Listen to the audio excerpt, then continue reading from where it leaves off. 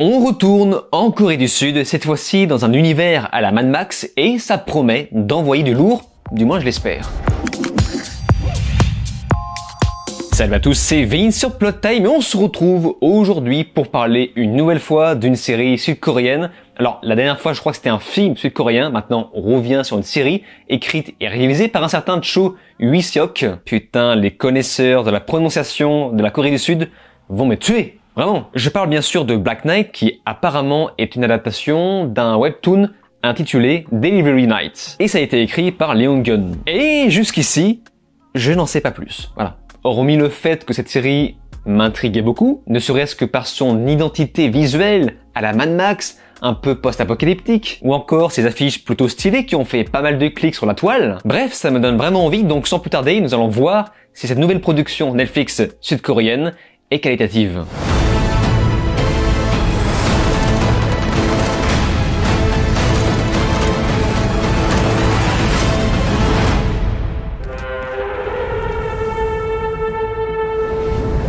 Nous sommes en 2071, dans un monde post-apocalyptique où la pollution atmosphérique a rendu la majeure partie de la population coréenne dépendante d'oxygène pur. Les survivants doivent donc porter des respirateurs sur le visage, en plus de devoir compter sur les chevaliers noirs, des livreurs spécialisés dans l'expédition d'oxygène. Jusqu'au jour où le célèbre chevalier 5-8 croise la route de Sawol, un jeune homme qui souhaite lui aussi devenir livreur. Il devra donc parcourir un long chemin dans ce monde hostile. Alors, dès l'introduction, tu comprends que la série ne va pas chercher à voler très haut. On aborde à nouveau le système de caste, déjà vu et revu et re-revu. Au programme, on aura donc des méchants riches et des gentils pauvres réfugiés. Allez, on va nuancer un petit peu en parlant de la présence des chasseurs qui veulent tenter de s'emparer de l'oxygène. Et c'est justement en ça que Black Knight se rapproche énormément d'un Mad Max. Et une fois l'intro passée, tu vois dans quel genre d'univers tu vas baigner durant 6 épisodes d'à peu près 50 minutes. Du Mad Max, de la testo, des courses-poursuites, du combat, de la sueur. Le problème est que cette série n'exploite pas assez de choses. Notamment, justement, ce style à la Mad Max. Vous savez, avec les voitures, les chasseurs, les courses-poursuites. Et je trouve qu'ils n'exploitent pas assez non plus la dangerosité de la météo,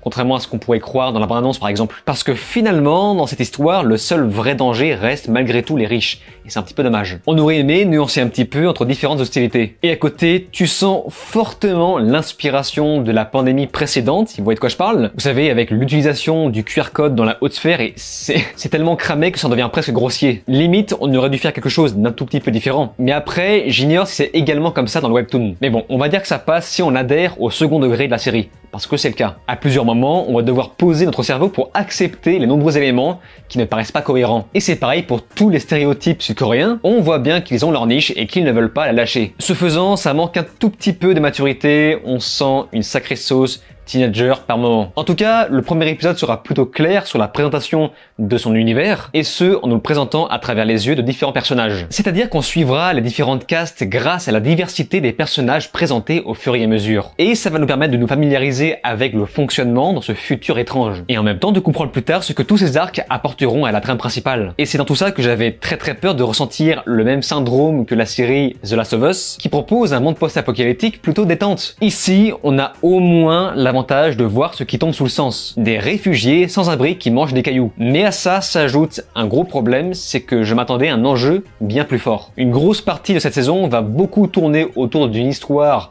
de championnat, et l'enjeu de la série ne s'appuiera jamais vraiment sur le climat, puisqu'il va principalement se focaliser sur le système social. Après bon, il y a quand même une ambiance, tu sens d'entrée l'inspiration webtoon dans la mise en abîme. Malheureusement, on ressent souvent la limitation de budget sur certaines scènes. Je n'ai pas trouvé la série spécialement jolie visuellement. Alors attention, je dis pas que c'est moche, hein. C'est pas moche du tout, c'est même plutôt bien fait techniquement, mais artistiquement, voilà, c'est pas très sexy. Ils ont tenté d'être économes au maximum tout en restant crédibles. Pourtant, je comprends tout à fait la volonté artistique derrière, sur le teint jaune de l'image par exemple, mais force est de constater que ça fait pas très joli, même si le ressenti voulu est le bon. Je crois que le problème, c'est l'utilisation des effets spéciaux pour la conception des décors qui trahit l'image. Mais une fois encore, il faut attention à ce que ça ne se voit pas trop à l'image. De plus, on ressent sur de nombreux aspects l'effet premier jet. La réal est très académique, mais j'ai quand même l'impression qu'on nous livre un rendu plutôt qualitatif pour le format que la série cherche à nous proposer. Parce qu'il y a des moments, on se pose, comme ça, et on aperçoit malgré tout une certaine classe. Juste, simplement,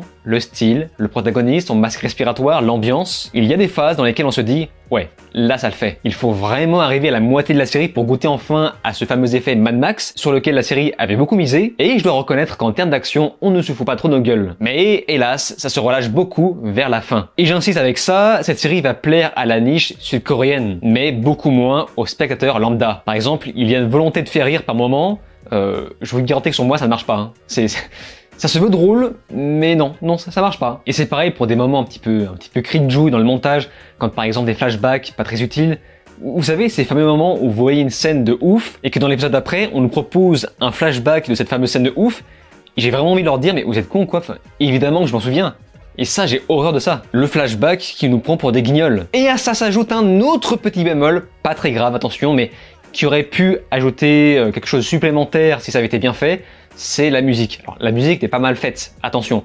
C'est juste que c'est très générique. On a un espèce de son de thriller qu'on ne fredonnera absolument jamais. Black Knight est donc loin d'être parfait, mais également loin d'être raté pour autant. C'est une série qui parvient très bien à remplir son contrat, mais ne restera jamais gravée dans les annales. Surtout quand on sait que George Miller existe encore dans ce monde. Vous savez, à la fin de la série, on se dit terminé, circulez, y a rien à voir. On ne se sent absolument pas grandi et on passe très vite à autre chose. Alors que l'histoire était pourtant censée apporter une morale sociétale. Une morale certes présente, mais vraiment minimaliste. Franchement, je vais être honnête, les bases sont solides. Elles sont vraiment très solides, mais c'est justement ça qui est dommage, c'est qu'elles sont suffisamment solides pour créer une grande série, mais malheureusement, Black Knight n'est pas parfait, encore une fois, car il ne va pas assez loin, il ne va pas au bout de ses convictions, à moins de lui laisser une chance pour une saison 2. Mais ça reste à voir par rapport au succès de cette première saison. Bref, je vous recommande malgré tout cette série, sans plus, et si c'est le cas, si vous l'avez déjà vu, n'hésitez pas à me faire part de votre avis dans les commentaires, comme d'habitude, j'y porterai attention. Et c'est donc sur ces mots qu'on se laisse, n'oubliez pas de vous abonner à ma chaîne YouTube, cliquez sur la cloche, souscrire si vous pouvez, et de me rejoindre sur les réseaux sociaux. Je vous dis alors ciao, et à la prochaine.